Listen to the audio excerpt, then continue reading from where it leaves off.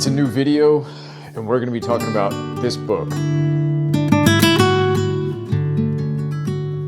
Welcome back to my channel. My name is Thomas Patilli. I'm a comic book artist and an illustrator, and this is a Neal Adams Artist Edition. This is Neal Adams Classics. It's a collection of his classic comic work, but in artist edition format, which if you've watched my channel and you're familiar with the videos that I put out, I love looking at stuff like this, specifically these artist editions. It really gives an insight into the artist's process, and it sort of just like pulls the curtain aside and allows you to see the hand behind the comics. All of the, I guess, imperfections, the mistakes, the erasing, the whiteout, the notes in the margins. You get to really just see like the craft that goes into making comic art.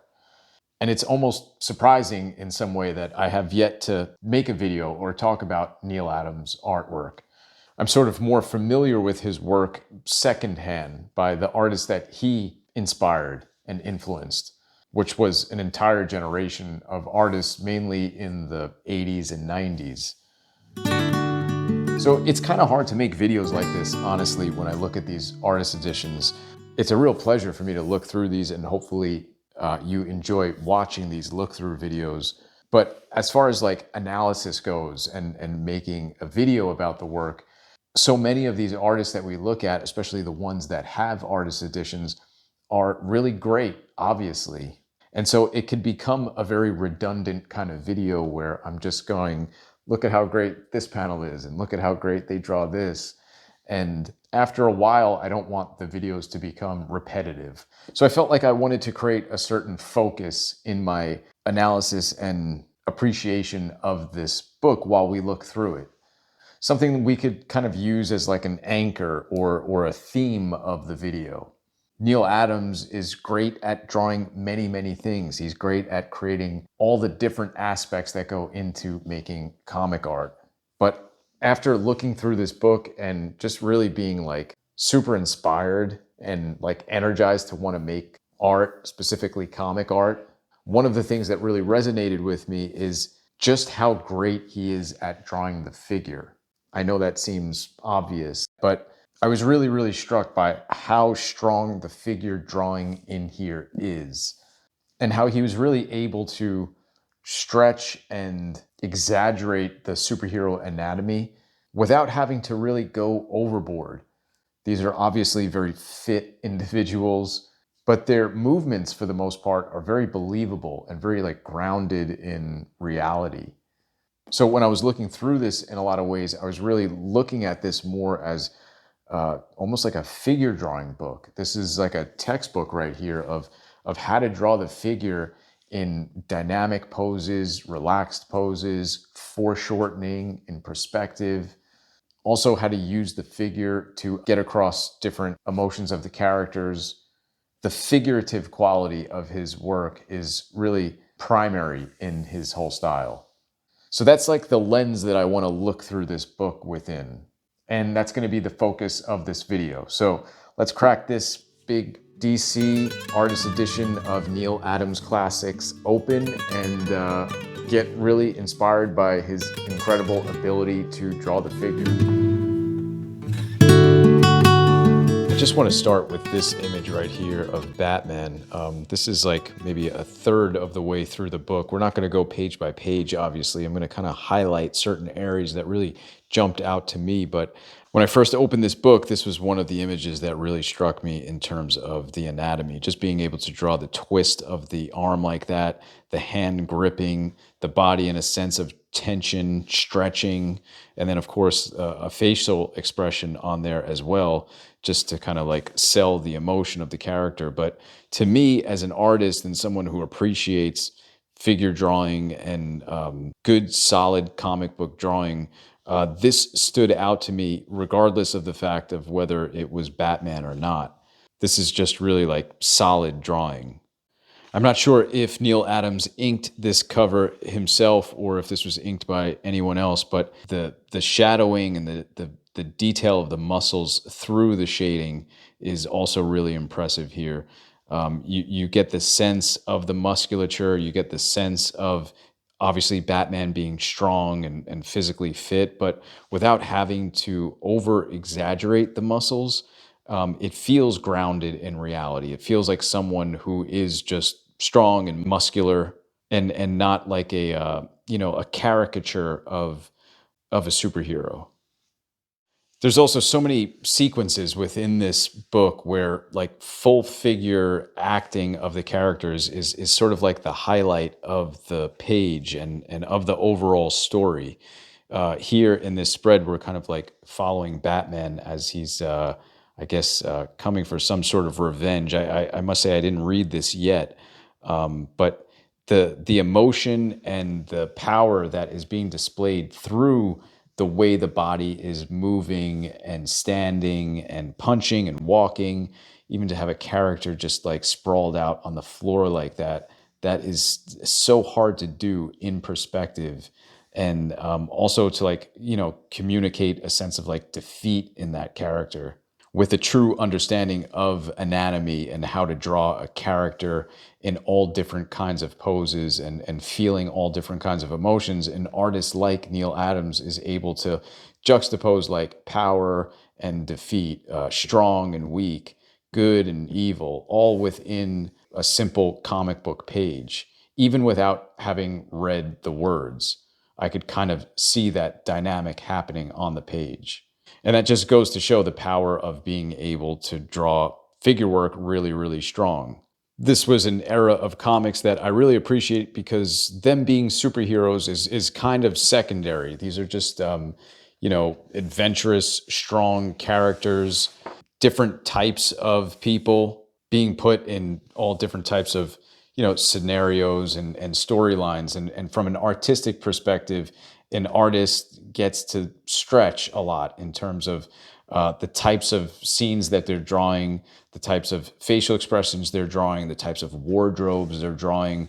It's not just superhero costumes. It's drawing people in trench coats. It's drawing older people, younger people. Some people are superhero fit. Some people are not. And when you have an interest in drawing and want to get better at drawing, stuff like this is really invaluable because, like I said earlier, it's kind of like a textbook if you use it that way. Everything is here, just the subtlety of the way this guy is grabbing his glasses, taking them off of his face. And it really sells you on that character and this part of the story.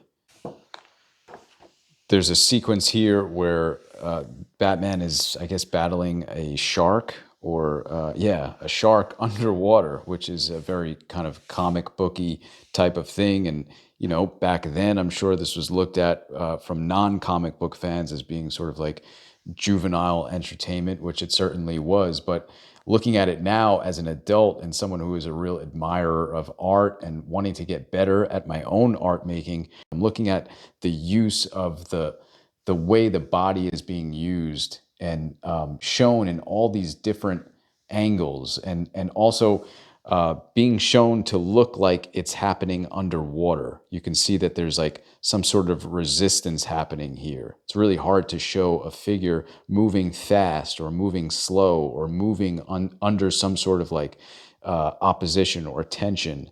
And with just subtle kind of lines and the types of poses that he chose to frame the character here on, it feels like Batman is underwater, working under the constraints of being underwater. That's like really, really impressive, high level drawing stuff. And of course, it's being used to tell a story that at the time was for kids and is just, pure entertainment, which is fine. But there's certainly like an interesting kind of thing happening here where there's a simple adventure story happening, but a very complicated and sophisticated way of drawing that story. What a great angle to choose for this scene right here. For the camera to be low like that with that kind of perspective, that's not something that comes easily. You kind of have to go out of your way to want to do an angle like that, and it's pretty evident that he just enjoys drawing the figure, enjoys drawing hands, faces, all different angles. If you've ever watched interviews with older comic artists from a different era, a lot of times they talk about comic art as more of a job. It's less from a sort of like fanboy perspective. Some of these artists weren't even knowledgeable or the least bit interested in these characters at all. They sort of, if anything, just looked at them as silly a lot of times. And so for an artist like that to make a career out of making comics like this, I often wonder like what was it that kind of like kept them engaged in it, especially to be able to make such great work so prolifically and consistently. And I think that sometimes you can see within the art itself the elements that really like engaged the artist. And in Toth's case, perhaps it was design and a constant sort of push to be able to like simplify things to their most like important and fundamental ingredients. And in a guy like Neal Adams here, I could see that it was really an excuse in a lot of ways to draw anatomy. You can tell this is somebody that really likes to draw the figure and draw the figure from all different angles, doing all sorts of things. And a comic book would have been a really great outlet for someone who is interested in drawing stuff like that to do, because of course you're forced to have to draw the figure all kinds of ways. And I don't know if Neal Adams was, a comic book fan in the sense that he was a fan of the characters and he really got into the storylines and the fandom of it. I don't really know all that much, but I do know that he comes from a world of classic commercial illustration. I'm pretty sure he was like a illustrator himself. And so, if he was a fan of anything, it seems like he was more of a fan of just drawing the human figure. And I said that in this video, we're going to really just focus in on the figure work, and we're going to continue to do that. But it's so hard to overlook all the different aspects of what makes these pages so great, and how Neal Adams really contributed to most of that. You can see here, art, Neal Adams. That's just all him right there. So don't be surprised if in future videos we go into other aspects of what this book has to offer, focusing on all the different things that make an artist like Neal Adams so special and so incredible to look at and study. Look at this cover. It's so hard to get. These books are so big, the artist editions books. It's so hard to get the full spread in there, let alone a whole cover. But just look at this figure right here. I love the overall design of this cover. It's kind of like the dead man character here is shown in the negative space, coming out of that like cross-hatchy kind of background. And that's white paint, I'm assuming, or white ink. But look at this figure that's just resting on top of it in space right there. That's a drawing exercise in and of itself. That's such a hard thing to do, to show the character in perspective, to have the head hanging back like that, and to not make it look awkward. And then on top of all of that, to put it within the context of a comic book cover that is supposed to like, really draw you in and catch your eye. But the beauty of comic art is that something as masterful and beautifully drawn as this is in the context of something that was, at least back then, considered so throwaway. These were things that you would read and kind of throw away. They weren't, this wasn't high art. This wasn't museum quality stuff. But all these years later, we could look back on them as real works of art, and certainly something to be studied and to study from if you're an artist who's looking to get better. And to think that this stuff that I'm now sort of like, marveling over and trying to study and analyze was done at such a fast pace. That's one of the invisible ingredients of this type of work, is that although it's done at such a high level and it's in a lot of ways a real insight to the mastery of really great figure drawing, it's also worth noting that this stuff was done really, really fast. It just had to be done. This was monthly comics, and it's very likely that he was doing one of these pages a day. And there's parts of this artist edition where you can tell from the sort of lines that are being put down in certain areas, it gets a little bit more crudely done and a little bit more expressive. Perhaps these are the moments where the deadline crunch was really hitting, but you could always see that throughout he's resting on his ability to draw the figure at a really high level. That part never falters. And as long as he has that foundation, you could see where he was able to put this stuff out as quickly as he could, and keeping the quality really, really high.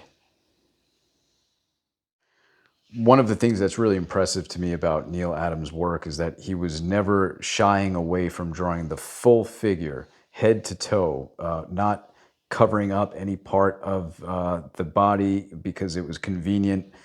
He was drawing full figures, and he was drawing them, as you could see here, in really complicated poses that can very easily become awkward and kind of like uninteresting to look at, but he turns it into something that's very captivating, certainly on covers, as is shown here.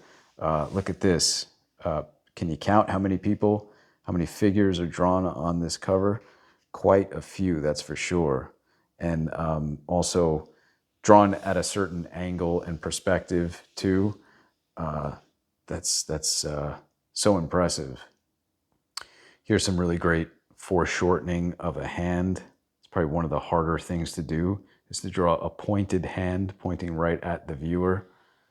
But if done well, that can really grab the attention of a young reader at the time. Look at this one. Wow, what a cover. You could see the way Superman's figure is just sort of like going limp there, losing its energy.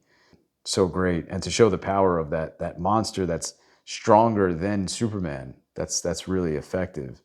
And then these characters just sprawled out on the floor.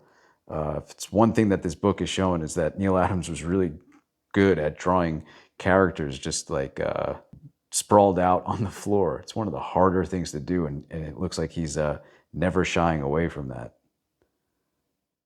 Okay, this is going to be a really great place to end this video, because if I could try to get this full cover in here, right here, Tomahawk, this cover, this might be the most impressive thing in this whole book right here, especially as far as drawing the figure is concerned.